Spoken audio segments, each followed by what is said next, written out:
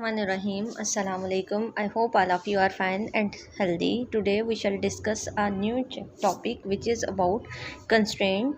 So open chapter number 8 and page number 206 from your book. तो आज हम देखेंगे कि कंस्ट्रेंट्स कैसे अप्लाई करते हैं डाटाबेस में। तो सबसे पहले जान लेते हैं कंस्ट्रेंट होता क्या है। A property that can be set on a column और set of columns in a table is called constraint. ऐसी प्रॉपर्टी जिसको हम किसी कॉलम पे या किसी सेट ऑफ कॉलम्स के ऊपर जो भी टेबल के अंदर हैं, ठीक है, टेबल के अंदर जो भी हमारे पास कॉलम्स हैं उनके ऊपर अप्लाई करेंगे, उनको हम क्या कहते हैं, उस प्रॉपर्टी को क्या कहते हैं, कंस्ट्रेंट कहते हैं। बेसिकली ये क्या चीज़ होती है, ये एनफोर्स करती है लिमिटेशंस को के जो डाटा है हमारा रिक्वायर्ड ही मतलब कि जो भी डाटा एंटर हो रहा है वो किसी चेक्स के बेस के ऊपर, किसी कंस्ट्रेंट के बेस के ऊपर अप्लाई एंटर किया जाएगा, ठीक है। अगर वो कंस्ट्रेंट वायलेट होगी तो ऑब्वियसली डाटा को हम लोग ऐड नहीं कर सकेंगे अपनी डाटाबेस में, ठीक हो गया। अब कंस्ट्रेंट किस तरह की होती हैं ये हम लोग नेक्स्ट में डिस्कस करेंगे, डिटेल में आज ही डिस्कस करेंगे। अब बात कर लेते हैं कंस्ट्रेंट्स हम लगाते कब हैं, किस टाइम पे हम लोग कंस्ट्रेंट्स को हम लगा सकते हैं। तो इसके लिए हमारे पास बताया जा रहा है कि टेबल को क्रिएट करते हुए भी हम लगा सकते हैं या फिर अल्टर करके भी, टेबल को चेंज करके। अल्टर कमांड हमने लास्ट टाइम पढ़ लिया था कि अल्टर कमांड किस लिए यूज़ करते हैं, ताकि हम लोग कुछ चेंज करने के लिए, चेंजिंग करने के लिए हम लोग अल्टर कमांड को यूज़ करते हैं। आप लोगों को याद होगा। तो जिनको याद नहीं है वो काइंडली पहले लास्ट लेक्चर समझ लें, ठीक है, उसको देख लें और देन ये लेक्चर की तरफ वो लोग प्रोसीड करें। सो जो कंस्ट्रेंट्स होती हैं वो दो तरह से हम अप्लाई कर सकते हैं, आइदर कॉलम लेवल, ठीक है, या फिर table level. Constraints column level पे अप्लाई करेंगे तो उसका और फॉर्मेट होगा, टेबल लेवल पे अप्लाई करेंगे तो उसका थोड़ा सा डिफरेंट फॉर्मेट होगा। ये डिफरेंट फॉर्मेट हम लोग पढ़ेंगे। Constraint is called column level constraint if it is defined at a column definition. Column define करते हुए उसी लाइन के ऊपर उसके सामने ही हम लोग बता देंगे कि इस कॉलम के ऊपर ये कंस्ट्रेंट है, तो वो फिर कहलाएगी आपकी कॉलम लेवल कंस्ट्रेंट। लेकिन टेबल लेवल कंस्ट्रेंट्स में ऐसा नहीं होता। हम लोग स्पेसिफिक उस कॉलम डेफिनेशन के टाइम पे हम लोग कंस्ट्रेंट्स को डिफाइन नहीं करते, बजाय कि हम लोग क्या करते हैं कि ये लास्ट में जाके जब भी हम लोग पूरे एट्रीब्यूट्स डिस्क्राइब कर देते हैं, पूरे एट्रीब्यूट्स बता देते हैं, उसके लास्ट में हम लोग कंस्ट्रेंट्स अप्लाई कर देते हैं और ये कंस्ट्रेंट्स यूजुअली पूरे टेबल के ऊपर अप्लाई की जाती हैं। अब बात कर लेते हैं टाइप कंस्ट्रेंट्स के बारे में बात करते हैं। तो उसमें 5 तरह से हम लोग कंस्ट्रेंट्स लगा सकते हैं अपने टेबल्स के ऊपर एसक्यूएल में। फर्स्ट इज़ अ नल या नॉट नल।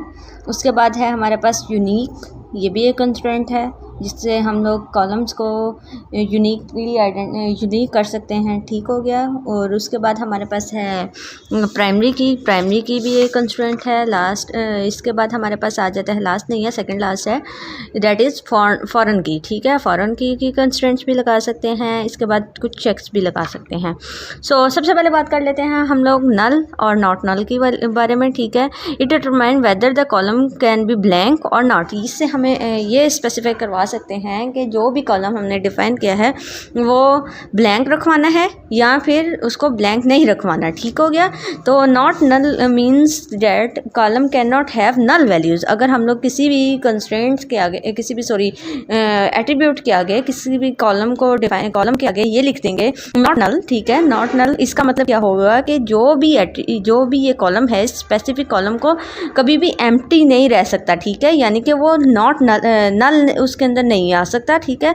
नल का क्या मतलब होता है कि no entry has been made, यानी कि इसके अंदर कोई एंट्री की ही नहीं गई। नल का मतलब ये नहीं होता कि इसका मतलब ज़ीरो नहीं होता, नल का मतलब ब्लैंक भी नहीं होता, नल का मतलब ज़ीरो लेंथ स्ट्रिंग भी नहीं होता या फिर एम्प्टी स्ट्रिंग भी नहीं होता, ठीक है। नल का कुछ स्पेसिफिक मीनिंग डिफाइंड है एसक्यूएल में। वो डिफाइंड मीनिंग क्या है कि इसके अंदर कोई एंट्री की ही नहीं गई, सिरे से नहीं की गई, ठीक हो गया।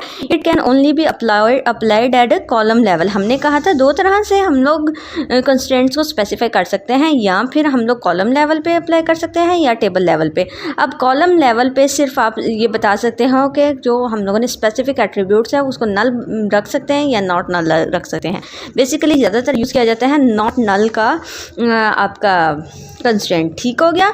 नेक्स्ट एग्जांपल में आप अगर गौर से देखें तो इसमें क्या है, क्रिएट टेबल इम्प्लाई, ठीक है, यहाँ तक आपका क्या हो रहा है कि टेबल एक क्रिएट हो रहा है डेटाबेस में, एसक्यूएल में। उसके बाद ब्रैकेट्स के अंदर मैंने लास्ट टाइम बताया था कि ब्रैकेट्स के अंदर एट्रीब्यूट्स लिखते हैं और उसके साथ साथ हम लोग उसकी डाटा टाइप लिख देते हैं। ठीक हो गया।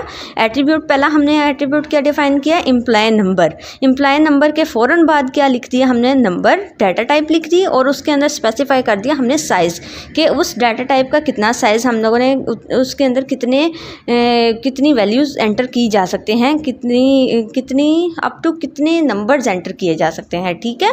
उसके बाद जैसे ही आपने डाटा टाइप लिखनी है उसके साथ ही आप ये कंस्ट्रेंट्स लगा सकते हो। ठीक है। तो मैंने क्या कंस्ट्रेंट लगाई, नॉट नल। अब आपको समझ आ रही है कि हम लोग कॉलम लेवल के ऊपर कैसे कंस्ट्रेंट्स अप्लाई करते हैं। ठीक है। जैसे ही कॉलम नेम लिखा, ठीक है, कॉलम नेम के बाद कॉलम डाटा टाइप लिखी और उसके साथ ही हम लोग कंस्ट्रेंट्स लगा देंगे नॉट नल की। तो ये हमें बताएगा कि जो भी स्पेसिफिक टेबल है उसके अंदर कोई नल वैल्यू नहीं आ सकती, सॉरी स्पेसिफिक एट्रीब्यूट है या स्पेसिफिक कॉलम है उसके अंदर कोई वैल्यू लाजमी तौर पर आनी चाहिए। ठीक है। उसके बाद ई नेम है, ई नेम भी नॉट नल की हम लोगों ने कंस्ट्रेंट लगा दी। उसके बाद हमने जॉब का कॉलम भी डाल दिया, उसकी भी डाटा टाइप स्पेसिफाई कर दी है। ठीक हो गया, एम्प्लॉय टेबल में। उसके बाद हम लोगों ने सैलरी का डाल दिया, कमीशन का डाल दिया और लास्ट में हमने डिपार्टमेंट नंबर डाला और डिपार्टमेंट नंबर के ऊपर भी हमने ये कंस्ट्रेंट लगा दी कि ये डिपार्टमेंट नंबर नल नहीं हो सकता। ठीक है। और इसको क्लोज करके क्लोजिंग ब्रैकेट लगा के सेमी कॉलन लाजमी तौर पे आपने एंड पे लगाना है। ठीक हो गया। फॉर्मेट आप ध्यान से देख लें। एग्जांपल के तौर पे यहाँ पे एक टेबल को क्रिएट किया हुआ है with their column name and data type and their constraints.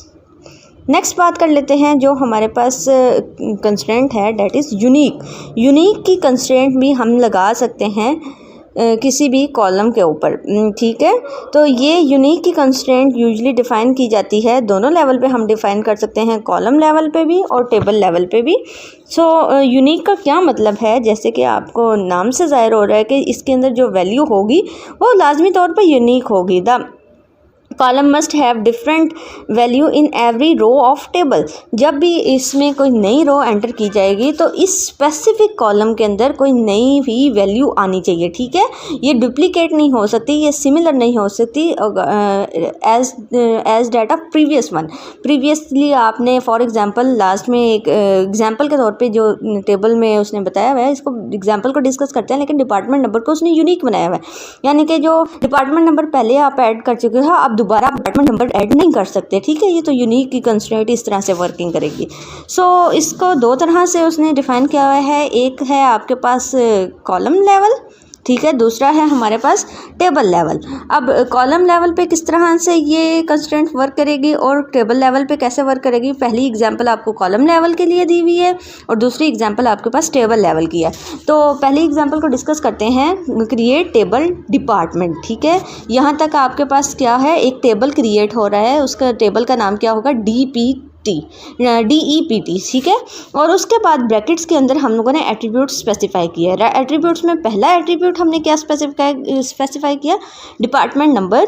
उसके साथ ही मैंने उसकी क्या लिखी, नंबर जो है डाटा टाइप बता रहा है। ठीक है। हमारे डिपार्टमेंट नंबर का डाटा टाइप ये होगा। उसके बाद मैंने कंस्ट्रेंट कीवर्ड लिख के यू की एक कंस्ट्रेंट है, ये नेम ऑफ कंस्ट्रेंट है बेसिकली। ठीक है। इसको लिख के साथ ही मैंने लिख दिया यूनिक।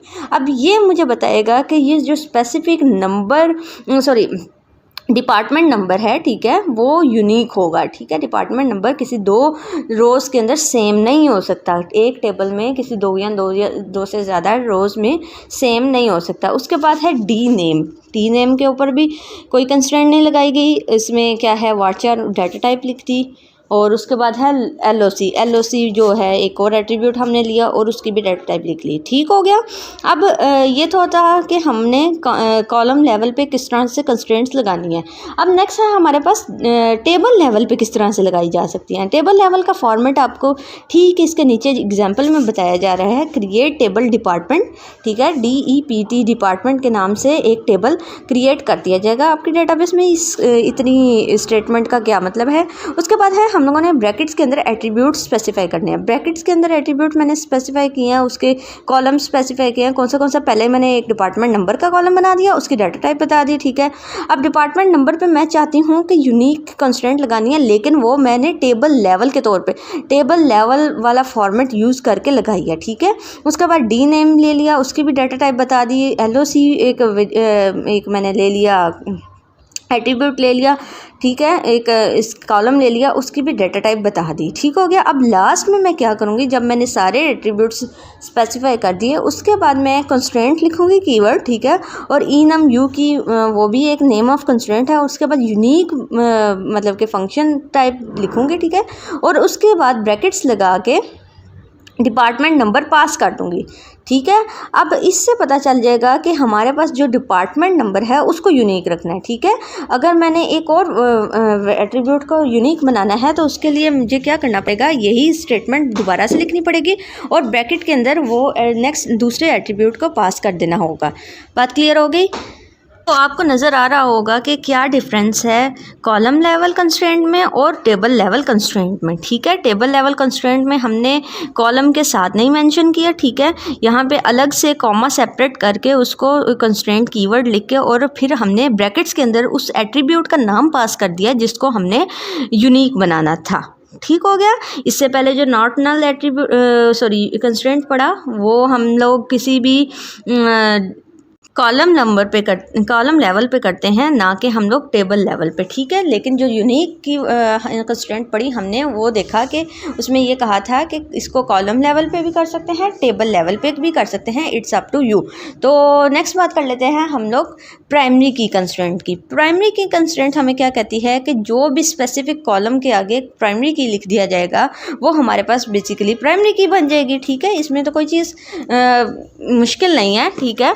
तो इसको रीड करते हैं। It is use to define a column or set of columns as primary key, कि हम लोग जो भी कॉलम के आगे लिखेंगे, ठीक है, वो हमारे पास प्राइमरी की बन जाएगी। इट रिस्ट्रिक्ट, ये करेगा क्या कि रिस्ट्रिक्ट कर देगा डुप्लीकेशन ऑफ रोज।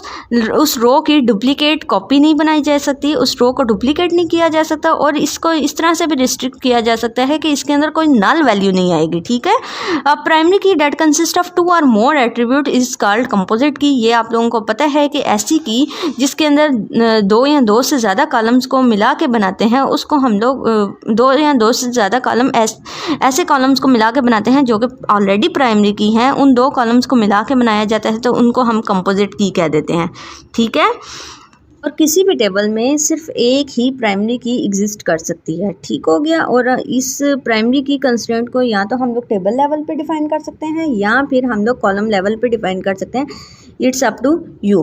तो हम लोग पहले कॉलम लेवल की एग्जांपल देख लेते हैं कि प्राइमरी की कैसे बनाते हैं कॉलम लेवल पे, और उसके बाद हम लोग इसको टेबल लेवल की एग्जांपल से डिस्कस करेंगे कि टेबल लेवल पे हम लोग प्राइमरी की कैसे बना सकते हैं।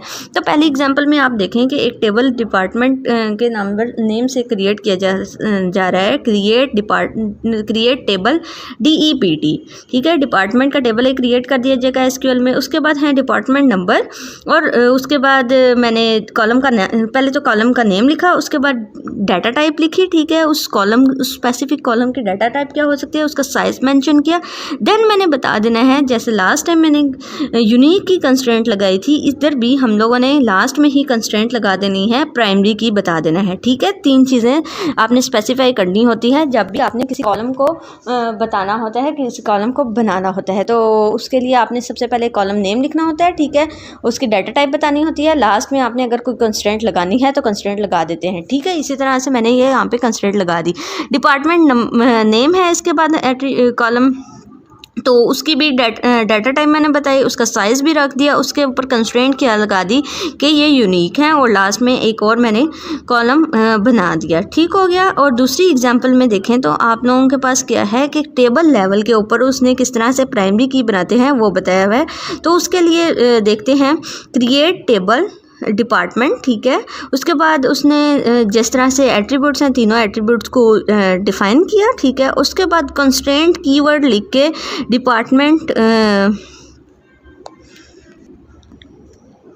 यहाँ पे आपके पास डिपार्टमेंट यू के क्या है, वो नेम ऑफ कंस्ट्रेंट है, और उसके बाद उसको यूनिक बनाया, और हमने किस टेबल को यूनिक बना दिया यहाँ पे, डी नेम को, ठीक है। उसके बाद प्राइमरी की कंस्ट्रेंट भी बिल्कुल इसी तरह से लिखी जाएगी, ई नम स्लैश पी की, ठीक है।